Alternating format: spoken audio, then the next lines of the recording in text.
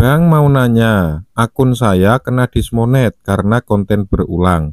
Apa itu bisa dimonet lagi, Bang? Bisa, ya, jawabannya bisa. Ini sebetulnya soal dismonetisasi ini, kalau teman-teman mungkin ada waktu luang, coba lihat video-video saya ya tentang dismonetisasi.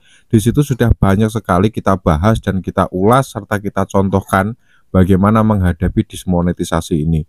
Jadi pada intinya ketika channel kita itu kena dismonetisasi baik karena konten berulang ataupun konten yang digunakan ulang, itu kita bisa mengajukan monetisasi kembali dalam waktu kurang lebih, kalau seingat saya itu antara 2 sampai 3 bulan teman-teman. Jadi selama 2 sampai 3 bulan itu usahakan untuk terus mengupload video. Nanti kalau sudah sampai waktunya kita bisa klik tombol ajukan ulang atau apply kalau dalam bahasa Inggris di YouTube Studio itu ya. Kemudian teman-teman, kalau misalnya ternyata konten kalian itu adalah 100% konten original ya. Konten original itu menurut definisinya juga sudah banyak sekali kita bahas di playlist dismonetisasi ya. Nanti coba teman-teman cari aja. Nah, konten yang original itu adalah konten yang kita rekam sendiri. Jadi saya ulangi lagi, konten original itu adalah konten yang kita rekam sendiri menggunakan kamera teman-teman ya, baik kamera HP, kamera pocket, kamera DSLR atau apapun lah, pokoknya menggunakan kamera.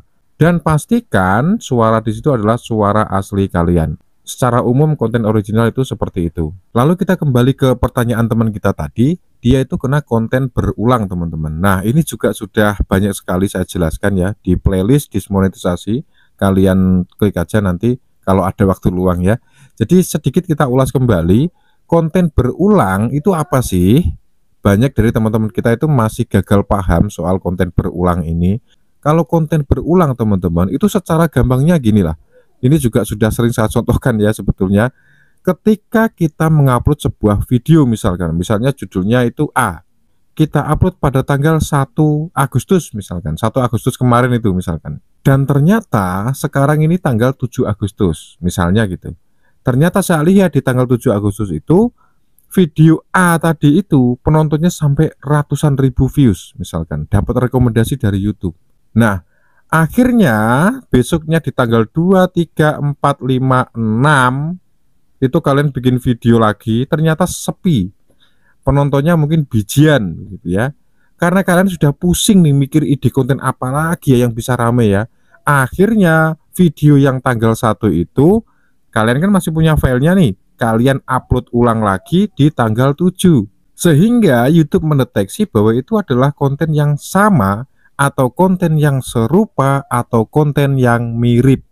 Sehingga itu dikatakan konten berulang. Jadi kalau misalnya konten itu kita edit misalkan ya, konten itu misalnya kita edit ulang, tetapi tidak mengubah nilai dan isi dari video itu, maka tetap itu terdeteksi oleh sistemnya YouTube teman-teman. Jadi kalau bisa dibilang lagi, lebih sederhana lagi, YouTube itu bukan anak kemarin sore teman-teman ya. Jadi YouTube itu sebetulnya tahu apapun yang kita lakukan itu sebetulnya YouTube itu sudah tahu dan paham serta sudah mengantisipasi kemungkinan-kemungkinan yang akan terjadi pada platformnya. Ya, termasuk cara-cara yang mungkin tidak dibenarkan itu sebenarnya YouTube sudah tahu teman-teman. Cuman kalau porsinya itu masih dalam batas kewajaran itu tidak masalah. Jadi mungkin intinya begitu teman-teman. Ya mudah-mudahan apa yang saya sampaikan ini bisa dipahami dan dimengerti serta dapatnya bisa ada manfaatnya lah. Kalau memang tidak ada ya sudah, anggap saja ini sebagai hiburan belaka gitu ya, obrolan nggak jelas. Tapi ya saya berharap mudah-mudahan teman-teman bisa menikmati hiburan ini dan mungkin akan kita lanjut di sesi berikutnya. Terima kasih dan sampai jumpa.